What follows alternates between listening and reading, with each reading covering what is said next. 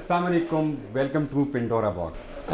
آج کے ہمارے مہمان ہیں چودھری آصف عرفان صاحب، جو کہ ایڈوکیٹ ہیں ہائی کورٹ کے، گزشتہ 20 سالوں سے وکالت کے شعبے سے منسلک ہیں، اور اس کے علاوہ 2015 میں وہ جنرل سیکرٹری منتخب ہوئے تھے اسلام آباد بار ایسوسیشن کے۔ پی ٹی آئی سے ان کا سیاسی تعلق، اور اس کے علاوہ انصاف لائرز فورم کے ممبر بھی ہیں۔ بہت شکریہ سر آپ کی آمد کا۔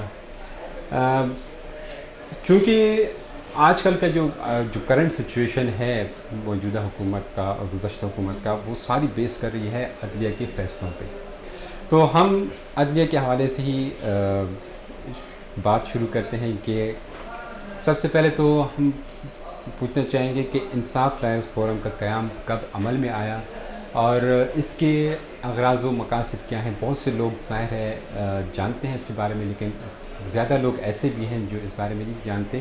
تھوڑا اس کی تفصیل بتائیے۔ First of all thank you very much. میں چینل 6 کا، آپ کی پوری ٹیم کا انتہائی شکر گزار ہوں کہ آپ نے مجھے اپرچونٹی پرووائڈ کی to come on your forum اور اپنے خیالات کا اظہار کروں، اور اس جو کرنٹ سنیریو چل رہا ہے پاکستان کے اندر پولیٹیکل حوالے سے اور لیگل حوالے سے، اس پہ اپنی رائے کا اظہار کر سکوں۔ انصاف لائرز فورم کے قیام سے پہلے میں تھوڑا سا پی ٹی آئی کے حوالے سے اور عمران خان صاحب کی فلاسفی کے حوالے سے آپ کو اپنا تھوڑی سی خیالات کا اظہار کروں گا۔ پاکستان تحریک انصاف بیسیکلی جیسے اس کے نام سے ظاہر ہے، انصاف کا ایک سلوگن لے کے اس ملک کے اندر انصاف کو پروموٹ کرنے کے لیے ایک پولیٹیکل پارٹی کا قیام عمل میں آیا، اور خان صاحب کا right from the first day یہ سوچ تھی کہ پارٹی کے اندر جو انٹرا پارٹی تنظیمیں ہیں ان کو مضبوط کیا جائے۔ پولیٹیکل پارٹی ملٹی ڈائمینشنل اس کے اسپیکٹس ہوتے ہیں، کسی ایک سیگمنٹ آف سوسائٹی کی ریپریزنٹیشن نہیں ہوتی، بلکہ پوری سوسائٹی کی ریپریزنٹیشن اس کے اندر موجود ہوتی ہے۔ جس طرح پروفیشنلز ہیں، doctors, engineers, lawyers, Hare segment of the society, اسی طرح اسٹوڈنٹس، تاجر، وہ اس پولیٹیکل پارٹیز میں جو اس کے نظریات کے حامی ہوتے ہیں اس کے ساتھ ایسوسیٹڈ ہوتے ہیں۔ اس لیے خان صاحب نے پہلے دن سے یہ فلسفہ دیا کہ پارٹی کے اندر بھی ڈیموکریٹک نارمز کو موجود رہنا چاہیے، پارٹی کے اندر بھی جمہوریت ہوگی تو وہ ملک کے اندر جمہوری انسٹیٹیوشنز کی مضبوطی کے لیے زیادہ فعال کردار ادا کر سکے گی۔ اس لیے right from the beginning of the party یہ انسٹیٹیوشن قائم ہونا شروع ہو گئے۔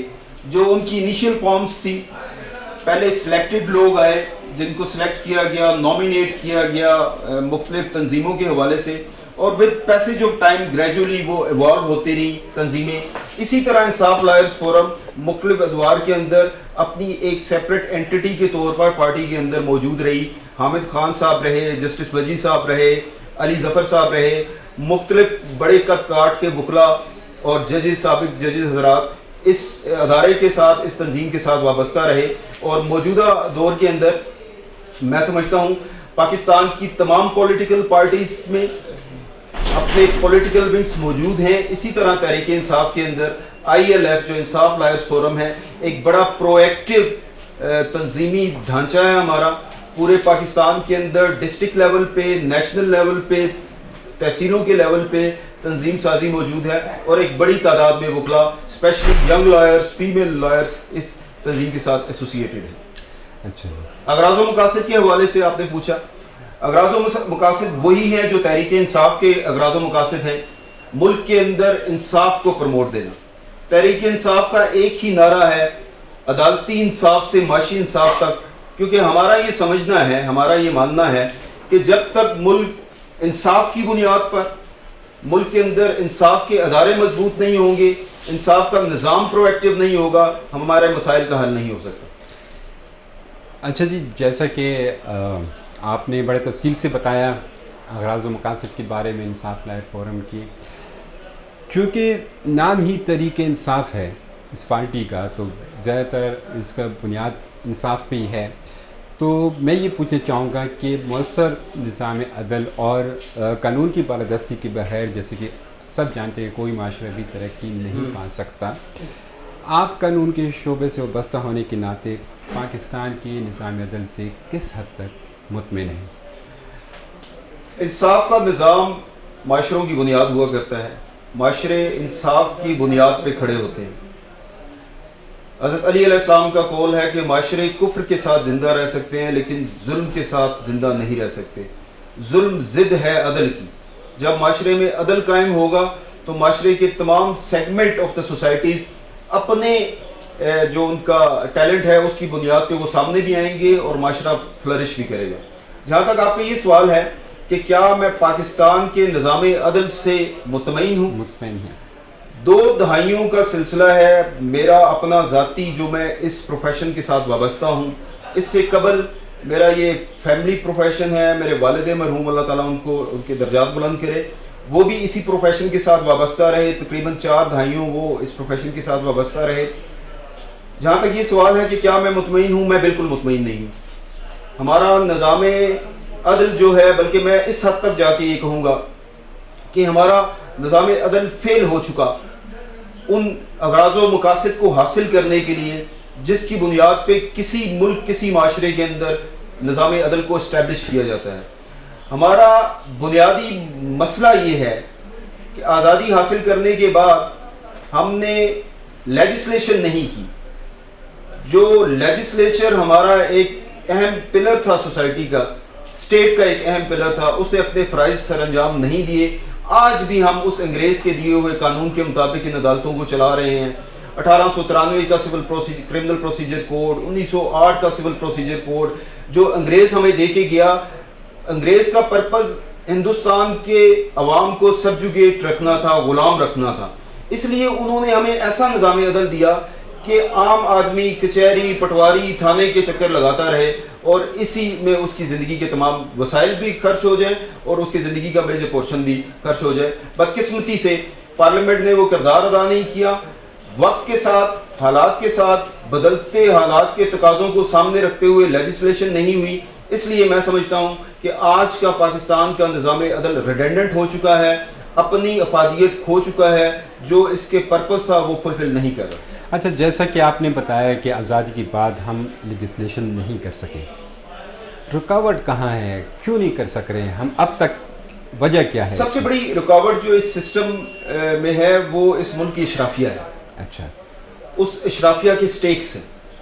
اس ملک کی اشرافیہ یہ سمجھتی ہے کہ اس ملک کے عام عوام کو, کامن پیپل کو عدالتوں, کچہریوں, پٹواریوں, تھانوں کے اندر مصروف رکھا جائے, وہ یہیں گلتے سڑتے رہیں اور ان کی عیاشیوں پہ کوئی کوشچن نہ اٹھا سکے. نہیں تو کوئی مشکل نہیں ہے پارلیمنٹ کے اندر لیجسلیشن کرنا, کوئی مشکل کام نہیں ہے. دوسری بات یہ ہے کہ جو نمائندے ہم الیکٹ کر کے پارلیمنٹ کے اندر بھیجتے ہیں, کیا ان کی کیپیبلٹی بھی ہے کہ وہ لیجسلیشن کریں؟ The answer is very categoric no. ہم جو نمائندے بدقسمتی سے پارلیمنٹ کے اندر بھیجتے ہیں, وہ نمائندے ہم بھیجتے ہیں اپنی گلی پکی کروانے کے لیے, اپنی سڑک پکی کروانے کے لیے, اپنے بچے کو نوکری دلوانے کے لیے. ہمیں ان نمائندوں کو, ان پڑھے لکھے نمائندوں کو, ان لیجسلیشن کے معاملات کو سمجھنے والے لوگوں کو پارلیمنٹ میں بھیجنا چاہیے جو معاشرے کے مسائل کو سامنے رکھتے ہوئے لیجسلیشن کے پروسیس کو جاری رکھ سکیں. دیکھیں, جیسا آپ نے بتایا ہے کہ اسمبلی میں وہی لوگ لیجسلیشن کر سکتے ہیں جو کہ قانون کو سمجھ بھی سکیں, جو ہمارے عام طور پر قانون کو سمجھنے سے زیادہ اہم میں بات کہوں گا کہ معاشرے کے مسائل کا ادراک ہو ان کو, اور معاشرے کے مسائل کو حل کرنے کی خواہش بھی ہو اور اس کی ایبیلٹی بھی ہو ان کے اندر. دیکھیں, ہم پاکستان کو جب ہم دیکھتے ہیں عالمی سطح پر بہت سارے ممالک ہیں جہاں پہ لیجسلیشن ہوئی ہیں, کیا ہم ان کے فٹ سٹیپ کو فالو نہیں کر سکتے ہیں؟ ایسا کوئی پروسیجر نہیں ہے؟ بالکل کرنا چاہیے. پارلیمنٹیرینز کو, ہمیں پوری دنیا کے اندر ہمارے پارلیمنٹیرینز کو جانا چاہیے, ان کے ایکسپیرینسز کو شیئر کرنا چاہیے. لیکن جو لیجسلیشن ہے وہ انٹرنیشنل سینیریو سے ہٹ کر لوکل مسائل کو سمجھنا پہلے سب سے زیادہ اہم ہے. ہر معاشرے, ہر سوسائٹی کا اپنا مزاج ہے, اپنا ٹیمپرامنٹ ہے, اپنی ریکوائرمنٹ ہے, اور لوکل لیول پہ جب لوکل وزڈم سامنے نہیں آئے گا, میں برطانیہ میں جا کے برطانیہ کے بڑے آئیڈیل نظام کو سامنے رکھ کے لیجسلیشن اگر کروں گا پاکستان کے اندر, تو وہ پاکستان کے عوام کے مزاج کے مطابق نہیں ہوگی, اس لیے وہ فیل ہو جائے گی. اس لیے ضروری یہ ہے, آپ کی بات درست ہے, لیکن اگر ہم میکینزم کی بات کریں کہ اگر میکینزم کو فالو کیا جائے, کیونکہ جو ہمارے نمائندے ہیں، جس طرح کہ آپ نے بتایا کہ اگر یہ اسمبلی میں چلے جاتے ہیں تو یہ تو آئندہ بھی یہی جاتے رہیں گے، تو اس کا تو ہم یہ سمجھتے ہیں ان باتوں کو دیکھ کر کے لیجسلیشن ممکن نہیں ہے، کیونکہ یہی لوگ آئیں گے. آپ کا اپنا ویو ہے. میری اوپینین یہ ہے کہ ڈیموکریسی کی جب تک کنٹینیوٹی نہیں ہوگی ہمارے ملک کے اندر مسائل یہ ہیں. سب سے بڑا مسئلہ پولیٹیکل سسٹم کے اندر یہ ہے کہ پولیٹیکل سسٹم کو چلنے نہیں دیا جاتا. ہمارے ملک کا آزادی حاصل کیے جتنا عرصہ ہو گیا، اس میں میجر پورشن ہمارے ملک کے اندر ماشاء اللہ ڈکٹیٹرز رہے. پارلیمنٹ کو پنپنے نہیں دیا گیا، پولیٹیکل پارٹیز کو ایوالو نہیں کرنے دیا گیا. میں نہیں سمجھتا، میں آپ کی اس بات سے ایگری نہیں کرتا کہ یہی لوگ آئیں گے. جب جمہوریت کی کنٹینیوٹی ہوگی، جب یہ پروسیس چلتا رہے گا، لوگ مجھے ایک دفعہ ووٹ دیں گے، مجھے 2 دفعہ ووٹ دیں گے، مجھے 3 دفعہ ووٹ دیں گے، مجھے 4تھی دفعہ ووٹ نہیں دیں گے. اس لیے ضرورت اس امر کی ہے کہ کنٹینیوٹی آف ڈیموکریسی ہو، کنٹینیوٹی آف کانسٹیٹیوشنل انسٹیٹیوشن ہو، اور اس کے ساتھ ساتھ لوگوں کے اندر اویئرنیس پیدا کرنے کی ضرورت ہے. ڈیموکریسی صرف الیکشن کا نام نہیں ہوتا، ڈیموکریسی اکاؤنٹیبلٹی کا نام ہوتا ہے، ڈیموکریسی اویئرنیس کا نام ہوتا ہے. لوگوں کو اپنی شخصی آزادیوں کا ادراک پیدا کرنا، وہ اصل کام ہے. اور اس میں سمجھتا ہوں کہ آج کے میڈیا کا بڑا اہم رول ہے. آپ لوگ بہت اہم رول ادا کر رہے ہیں. آپ دیکھیں نا، اس موجودہ سینیریو کے اندر آج کا پاکستان 70 کی دہائی، 60 کی دہائی یا 80 کی دہائی کا پاکستان نہیں ہے، جہاں پہ عام پبلک کی اویئرنیس یا اپروچ ٹورڈز دی انفارمیشن کا ایک ہی ذریعہ تھا، پی ٹی وی. اور پی ٹی وی سرکاری انفارمیشن عوام تک پہنچاتا تھا. آج ایک پرویکٹیو میڈیا ہے، سوشل میڈیا ہے، پرنٹ میڈیا ہے، الیکٹرانک میڈیا ہے. لوگوں کے پاس نمبر آف اپرچونٹیز ہیں جن کو اویل کرتے ہوئے وہ سمجھ سکتے ہیں. تو لوگوں کے اندر اویئرنیس آئے گی، پولیٹیکل کنٹینیوٹی رہے گی، تو یہ لوگ وینش آؤٹ ہو جائیں گے، یہ ایویپوریٹ ہو جائیں گے. اصل لوگ آئیں گے جو اس خطے کا لوکل وزڈم کو ریپریزنٹ کرتے ہوں گے، اور اس ایریے کے، اس خطے کے مسائل کا ادراک بھی رکھتے ہوں گے، اور اس کو حل کرنے کی صلاحیت بھی رکھتے ہوں گے. چودھری آصف عرفان صاحب، جیسا کہ ابھی آپ بتا رہے تھے، اب چونکہ ماحول ایسا بنتا بھی جا رہا ہے، لیکن ہم ایک مرتبہ پھر عدالتی فیصلے کی طرف آئیں گے کہ حال میں 9 اپریل کو جو فیصلہ آیا، آپ کیا سمجھتے ہیں؟ سب سے پہلے تو یہ بتائیے کہ کیا اس سے عدلیہ کا وقار مجروح ہوا؟ دیکھیں، انصاف کے بنیادی پرنسپلز کے اندر ایک پرنسپل جو ہم پروپیگیٹ بھی کرتے ہیں اور جس کی ہم ایڈوکیسی بھی کرتے ہیں کہ انصاف ہونا نہیں چاہیے، صرف انصاف ہوتا ہوا نظر بھی آنا چاہیے.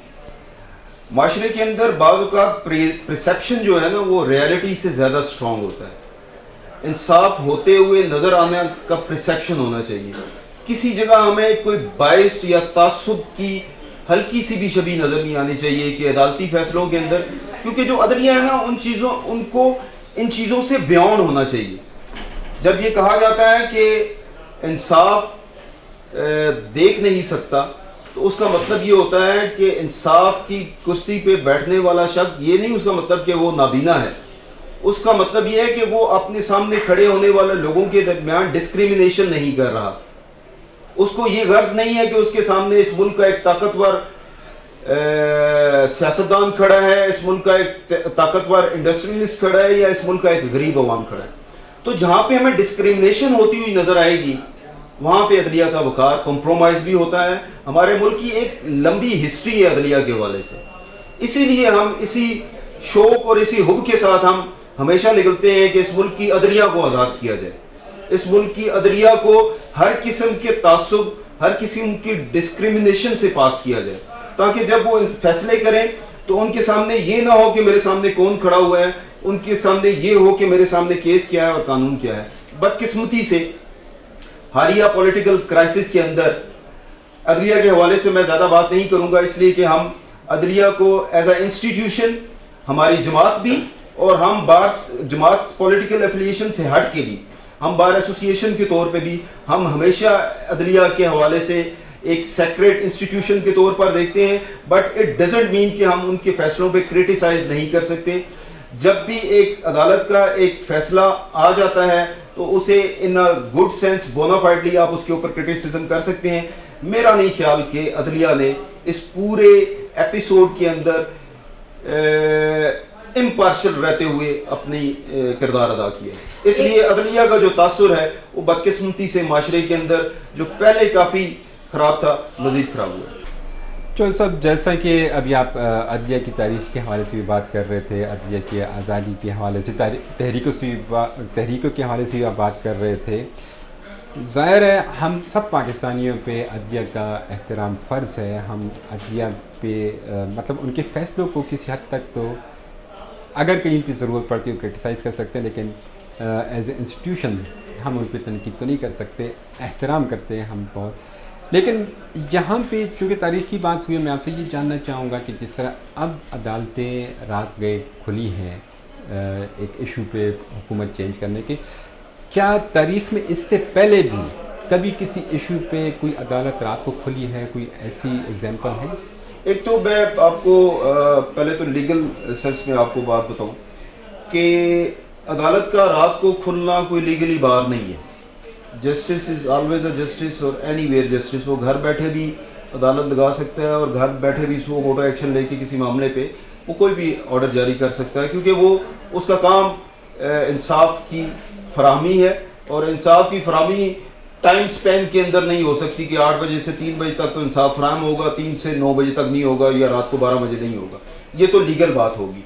लेकिन अगर इस मुल्क के बूटे के लिए भी अदालत, बूटा जो एक गाँव का आम किसान है, उसके लिए अगर रात को 12 बजे अदालत खुले और इस मुल्क की एक हुक्मरान के लिए भी खुले तो कोई मुझे इतराज़ नहीं है। लेकिन बूटा इन अदालतों में भाग भाग के अपनी सारी ज़िंदगी की कमाई भी लुटा दे और अपनी ज़िंदगी के प्राइम टाइम को भी लुटा दे और उसको इंसाफ ना मिले, लेकिन रात को 12 बजे अदालत खुल के किसी एक प्रिजम्पशन की बुनियाद पे कि ये ऑर्डर हो रहा है और इस ऑर्डर को रोकने के लिए अदालत बैठे हुए, तो वो तासुर बराबर नहीं जाएगा आवाम के अंदर, डिस्क्रिमिनेशन नजर आएगी।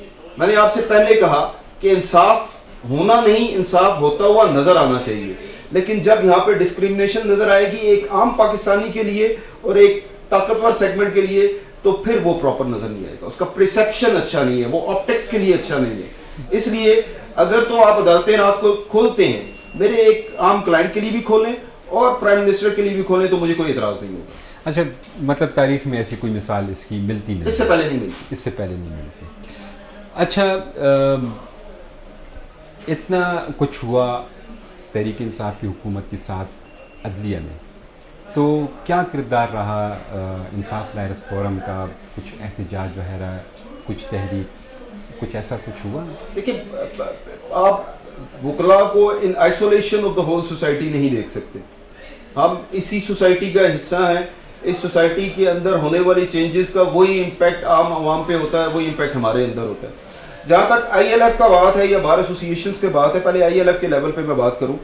ILF ने बड़ा प्रोएक्टिव रोल अदा किया इस पूरे इशू के हवाले से। जितना भी कॉन्स्टिट्यूशनल इशू हमारा आया, जो एक रेफरेंस पेंडिंग है सुप्रीम कोर्ट के अंदर, जो मुनहरिफ अरकान की डी सीट होने के लिए या उनके लाइफ टाइम उनको बैन करने के लिए, उसके अंदर लीगल हवाले से बात करूं या बाहर रोड्स पे, सड़कों पे एहतजाज के हवाले से बात करूं, ILF हमेशा फोर फ्रंट पे रही। हमारे इस्लामाबाद के हवाले से मैं बात करूं या पाकिस्तान के हवाले से, ILF ने हमेशा एक प्रोएक्टिव रोल अदा किया। और इसी तरह ये तो एक ILF एक पॉलिटिकल विंग है, एक पॉलिटिकल पार्टी का। ओवरऑल बार एसोसिएशंस ने पाकिस्तान की पॉलिटिकल हिस्ट्री को उठा के देख लें, इस मुल्क के अंदर अगर इनजस्टिस के खिलाफ किसी ने बात की, इस मुल्क के अंदर अवाम की शख्सी आज़ादी के लिए किसी ने आवाज़ बुलंद की, इस मुल्क के अंदर अगर डिक्टेटरशिप के खिलाफ किसी ने आवाज़ बुलंद की, इस मुल्क के अंदर अगर कॉन्स्टिट्यूशनल इंस्टीट्यूशन की मजबूती के लिए किसी ने बात की, तो सबसे आगे आपको पाकिस्तान के वकला खड़े हुए नजर आएंगे। पाकिस्तान के वकला ने हमेशा इस मुल्क के अंदर रूल ऑफ लॉ के लिए, कॉन्स्टिट्यूशनल सुप्रीमेसी के लिए, सिविल सुप्रीमेसी के लिए जितनी कुर्बानियां पाकिस्तान के वकला ने एज ए इंस्टीट्यूशन दी, कोई इंस्टीट्यूशन आपको इसकी मिसाल नहीं मिलेगी। तो हमने पहले भी भरपूर किरदार अदा किया। इस वक्त एक पॉलिटिकल पार्टी के हवाले से चूंकि बात हो रही है, ILF के हवाले से बात हो रही है, तो ILF हमेशा फोर फ्रंट पे रही। मौजूदा जो ये मूवमेंट चल रही है, इसमें भी हमारे दोस्त हैं पाकिस्तान लेवल पे, डिस्ट्रिक्ट लेवल पे, तहसील लेवल पे, हर जगह एक प्रोएक्टिव तंजीमी हवाले से भी काम कर रहे हैं और लीगल हवाले से भी काम कर रहे हैं। चौधरी आसिफ इरफान साहब, ایک کویشچن یہ بھی ہے کہ جو موجودہ صورتحال ہے حکومت کی، ایک طرف امپورٹڈ حکومت کا نعرہ لگ رہا ہے، ایک طرف عمران خان صاحب کی جو کیمپین چل رہی ہے، اس کے حوالے سے بتائیے کہ آپ کو مستقبل میں کیا نظر آ رہے ہیں قانونی طور پہ؟ میں آلریڈی قانونی حوالے سے بھی آپ سے بات کرتا ہوں اور اس کا پولیٹیکل جو اسپیکٹ ہے اس حوالے سے بھی بات کروں گا آپ سے. میں نے آلریڈی آپ سے یہ بات کی کہ ہمارے ملک کے مسائل کے پولیٹیکل مسائل کی ایک سب سے بڑی وجہ ہے کہ پولیٹیکل کنٹینیوٹی نہیں ہے، اس میں ڈیموکریٹک پروسیس کے اندر کنٹینیوٹی نہیں ہے. جب ڈیموکریٹک گورنمنٹس آئی ہیں ان کو ون وے اور دا ادر ان کو ہیمپر کیا گیا، ان کو روکا گیا، ان کا یہی وجہ ہے کہ آج ہم اتنا عرصہ آزادی کو ہو چلا ہمارا کوئی سویلین پرائم منسٹر اپنی ٹرم پوری نہیں کر سکا. یہ بہت بڑا مسئلہ ہے. ایک گورنمنٹ جو عوام کی ول سے، عوام کی ووٹ لے کے الیکٹ ہو کے آئی ہے، ایک مینیفیسٹو کو دے کے سامنے رکھ کے وہ الیکٹ ہو کے آئی ہے، اس کو 5 سال کا کانسٹیٹیوشنل پیریڈ آئین نے دیا ہے، دستور نے دیا ہے. آپ کون ہوتے ہیں جو غیر قانونی ہتھ کنڈے استعمال کر کے کسی دوسری پاورز کے انفلوئنس میں آپ ان کو روکتے ہیں، ان کو اپنے حق حکمرانی سے محروم کرتے ہیں؟ پاکستان کے اندر یہی سب سے بڑی مصیبت ہے. موجودہ سینیریو کے اندر دیکھ لیں، آپ 1000 بات کر سکتے ہیں پاکستان تحریک انصاف کی 3 سال کی پرفارمنس کے حوالے سے کہ ان کی پرفارمنس اچھی رہی، بری رہی، پولیٹیکل فرنٹ پہ ان کی پرفارمنس کیا رہی، اکنامک فرنٹ کے اوپر ان کی پرفارمنس رہی. میں آپ کے ساتھ آرگومنٹ کر سکتا ہوں اس پہ کہ پاکستان تحریک انصاف کی 3 سال کی ایکسیپشنل پرفارمنس رہی، despite of all the political challenges, despite all the economic challenges. جو اتنا بڑا اکنامک کرائسس پوری دنیا میں کووڈ کی وجہ سے ہوا، اس کے باوجود ہماری اکانومی فلرش کی. اور دنیا میں میرے خیال سے جو کرونا کے حوالے سے ریوائیو کرنے والے ملکوں میں پاکستان کا پہلا یا دوسرا نمبر آیا انٹرنیشنل لیول کے اوپر. تو ان تمام پولیٹیکل اور اکنامک چیلنجز کو سامنے رکھتے ہوئے بھی پاکستان تحریک انصاف کی پرفارمنس ایکسیپشنل پرفارمنس تھی. تاریخ میں سب سے بڑی ریمیٹنس پاکستان کے اندر اس پچھلے 3 سال کے اندر آئی. تاریخ کے اندر سب سے بڑی ٹیکس کلیکشن اس پچھلے 3 سال کے اندر آئی. لیکن اس پہ آرگومنٹ ہو سکتا ہے، آپ کا کاؤنٹر نیریٹو ہو سکتا ہے کہ کچھ ایسے سیگمنٹ ہیں جہاں پہ ہماری performance up to the mark نہیں ہوگی، بالکل ہوگی. بٹ اس کا مطلب یہ نہیں ہے کہ آپ دوسرے ملکوں کی ڈکٹیشن لے کر، آپ اپنے ویسٹڈ انٹرسٹ کو رکھتے ہوئے ایک چلتی ہوئی حکومت کو آپ اس طرح غیر قانونی ہتھ کنڈے لے کر، اور کتنا فیشزم ہے، کتنی ڈھٹائی کے ساتھ میڈیا کے سامنے آپ نے منحرف اراکین کو پیش کیا، ان کو پریشرائز کر کے آپ ایک پولیٹیکل پارٹی سے دوسرے پولیٹیکل پارٹی پہ لے کے جاتے ہیں. اور اس ملک کے سیاستدانوں کو میں کیا کہوں آپ کے، وہ کہتے ہیں کہ جی نہیں، یہ سازش واشنگٹن میں نہیں ہوئی، یہ سازش زرداری ہاؤس میں ہوئی. کیا آپ تسلیم کر رہے ہیں کہ آپ سازش کے ذریعے حکومتیں چینج کرتے ہیں؟ کیا اس ملک کے اندر پولیٹیکل پروسیس چلے گا نہیں؟ کیا اس کے ملک کے اندر کانسٹیٹیوشن چلے گا نہیں؟ آئین چلے گا نہیں؟ کیا اس ملک کے اندر پاکستان کے عوام کی پولیٹیکل ول کو کوئی احترام دیا جائے گا؟ یا اسی طرح ہم اس ملک کے الیکٹڈ پرائم منسٹرز کو گھر بھیجتے رہیں گے؟ تو جب تک یہ سلسلہ نہیں رکے گا، اور میں بالکل، میرا یہ کنسیڈرڈ اوپینین ہے کہ پاکستان کی عوام کے اندر اویئرنیس آ چکی ہے. آج عمران خان کے ساتھ صرف پی ٹی آئی کا ورکر نہیں کھڑا ہوا، آج پاکستان کے اندر عمران خان کے ساتھ میسز کھڑے ہوئے. میں 20 لوگ میں ان کو جانتا ہوں جو عمران خان کے پولیٹیکل نظریات کے حامی نہیں تھے، عمران خان کی پرفارمنس سے وہ مطمئن نہیں تھے، لیکن اس سینیریو کے اندر وہ آج عمران خان کے ساتھ کھڑے ہوئے ہیں. اور اس پورے سینیریو کے اندر میڈیا کا بہت پرو ایکٹیو رول رہا. انہوں نے اویئرنیس پیدا کی اور عمران خان کی آواز کو ہر گھر تک پہنچایا. میں تو اس شر کے اندر سے خیر نکلتا ہوا دیکھ رہا ہوں. میں دیکھ رہا ہوں کہ اس ملک کے اندر آزاد حکومت قائم ہوگی، اس ملک کے اندر اس ملک کے عوام کی ول کے مطابق حکومت قائم ہوگی. اس ووٹ کے اندر اگر اصل ووٹ کو عزت دو کا نعرہ لگا ہے نا، تو وہ اصل ووٹ کو عزت دو کا نعرہ آج لگا ہے. جو ووٹ کو عزت دو کا نعرہ لگاتے تھے ان کی پالیٹکس صرف پاور پالیٹکس تھی. آج وہ وہیں پہ بیٹھے ہیں جہاں سے اٹھ کے آئے ہیں. آج وہ وہی کنگ پارٹی کا رول ادا کر رہے ہیں جہاں سے ان کی ابتدا ہوئی تھی، جہاں سے ان کی جنرل جیلانی کی گود میں پیدائش ہوئی تھی. آج پاکستان کے عام عوام کے اندر اویئرنیس موجود ہے، اور میں سمجھتا ہوں کہ عمران خان جیسا کرزمیٹک لیڈر ہمارے لیے اللہ تعالیٰ کی رحمت ہے. اور انشاءاللہ میرا پولیٹیکلی یہ ویژن بھی ہے، میرا تجربہ بھی ہے کہ اس شر کے اندر سے پاکستان کے لیے خیر برآمد ہوگی. جی، یہ تھا آج کا ہمارا پنڈورا باکس.